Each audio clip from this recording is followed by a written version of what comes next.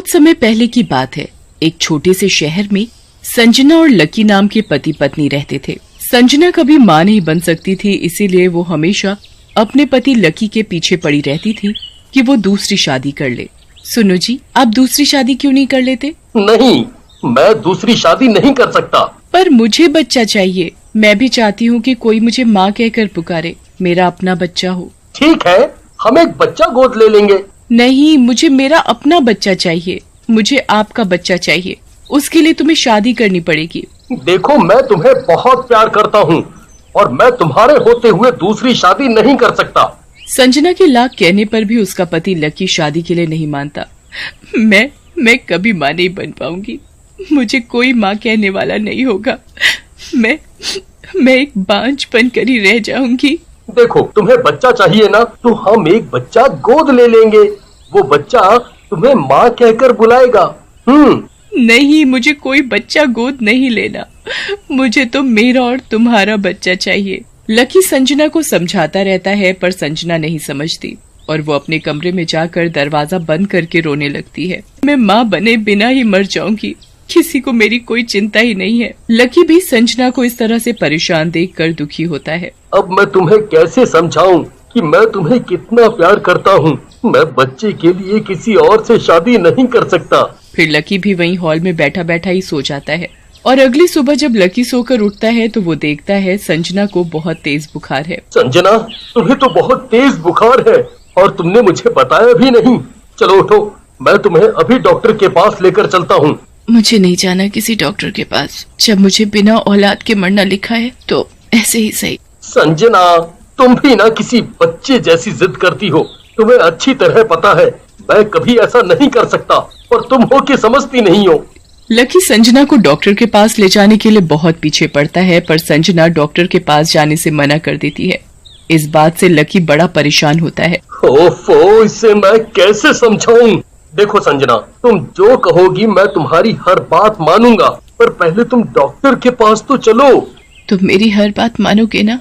हाँ, तुम जो कहोगी मैं मानूंगा। अब चलो डॉक्टर के पास। संजना फिर अपने पति के साथ डॉक्टर के पास दवाई लेने चली जाती है। जब संजना डॉक्टर से दवाई लेकर वापस आ रही होती है तो उसे रास्ते में एक लड़की सड़क के किनारे पड़ी दिखाई देती है। अरे, ये सड़क के किनारे कौन लड़की पड़ी है? अरे हाँ, ये तो कोई लड़की है, शायद बेहोश हो गई है। संजना और लकी अपनी गाड़ी से उतरकर लड़की के पास जाते हैं और उसे उठाकर अपने घर ले आते हैं। कुछ देर बाद लड़की को होश आता है। तुम लोग कौन हो?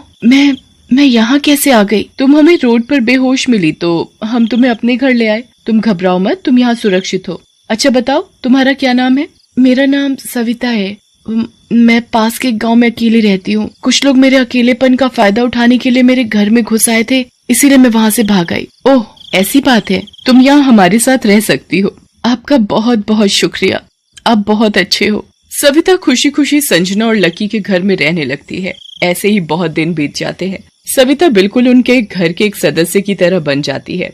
सविता संजना और लकी का बहुत अच्छे से ध्यान रखने लगी थी। ये देखकर संजना मन ही मन सोचने लगी, सविता मेरा और लकी का कितने अच्छे से ख्याल रखती है। क्यों ना मैं सविता की शादी लकी से करवा दूं? ये सोचकर संजना अपने पति से सविता से शादी करने के लिए कहती है। सुनो जी, मुझे आपसे सविता के बारे में बहुत जरूरी बात करनी है।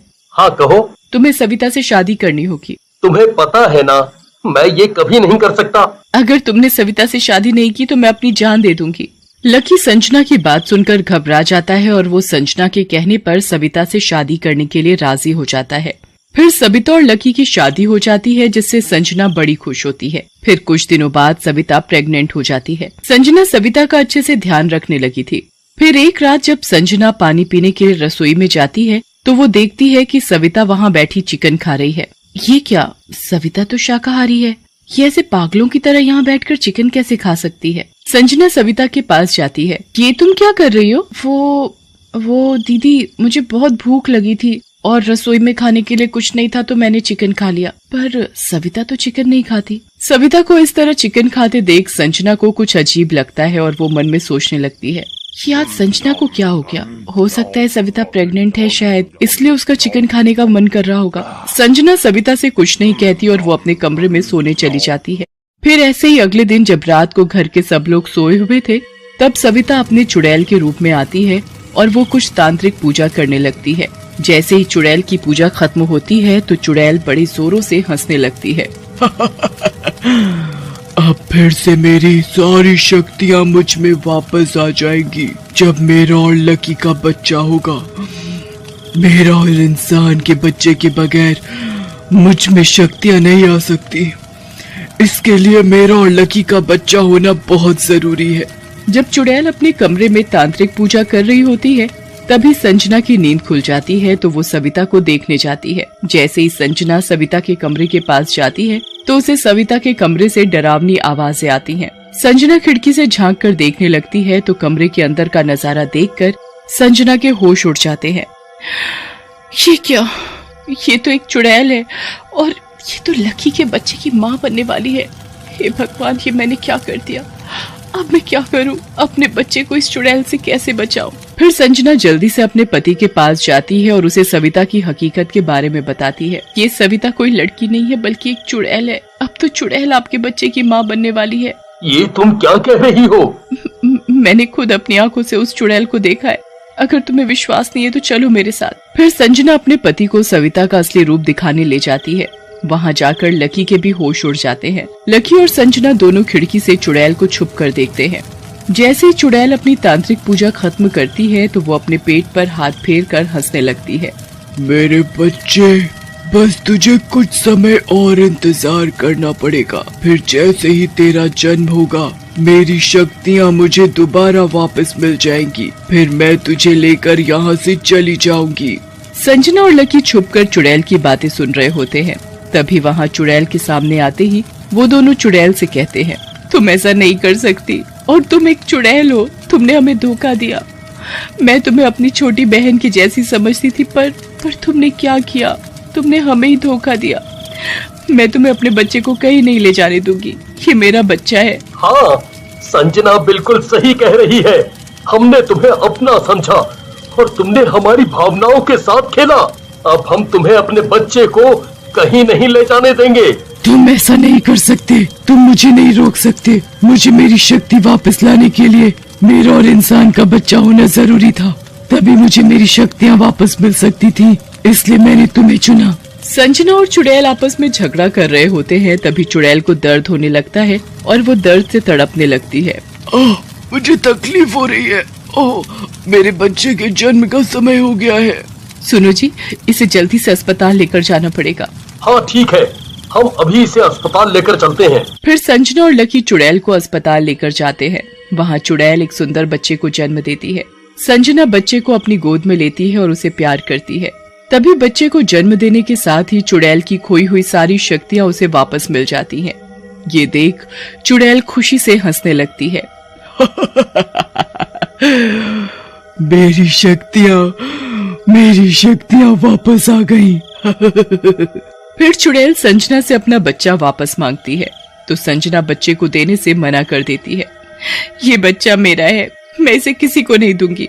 चुड़ैल संजना से अपना बच्चा लेने की बहुत कोशिश करती है पर संजना चुड़ैल को बच्चा नहीं देती। भगवान के लिए मेरा बच्चा मुझे दे दो। मेरे बच्चे को मुझसे दूर मत करो। मैंने इस बच्चे के लिए ना जाने कितने सपने देखे हैं। अगर तुम मेरे बच्चे को ले गई तो मैं अपने बच्चे के बगैर मर जाऊंगी। मैं तुम्हारे आगे हाथ जोड़ता हूँ। इस बच्चे के बगैर ये मर जाएगी। एक माँ को एक बच्चे से दूर मत करो। नहीं, ये तुम्हारा बच्चा नहीं है, ये मेरा बच्चा है और मैं अपने बच्चे को किसी को नहीं दूंगी। फिर जैसे ही चुड़ैल संजना से बच्चा अपनी गोद में लेती है तो बच्चा चुड़ैल की गोद में बड़ी जोरों से रोने लगता है। बच्चे को देखकर संजना से रुका नहीं जाता तो वो चुड़ैल से बच्चे को अपनी गोद में ले लेती है। बच्चा संजना की गोद में आते ही चुप हो जाता है। ये देखकर चुड़ैल का दिल पसीज जाता है। चुड़ैल के अंदर की ममता जाग जाती है और वो संजना से कहती है, ये बच्चा तुम रखो, तुम इस बच्चे की माँ हो। मैं एक माँ होकर एक माँ से उसके बच्चे को दूर नहीं कर सकती। मुझे पूरा यकीन है कि तुम इस बच्चे की अच्छे से परवरिश करोगी। ये एक चुड़ैल और इंसान का बच्चा है तो इसमें भी बुरी शक्ति नहीं होगी। ये एक आम इंसान की तरह ही रहेगा। ये लो तुम्हारा बच्चा।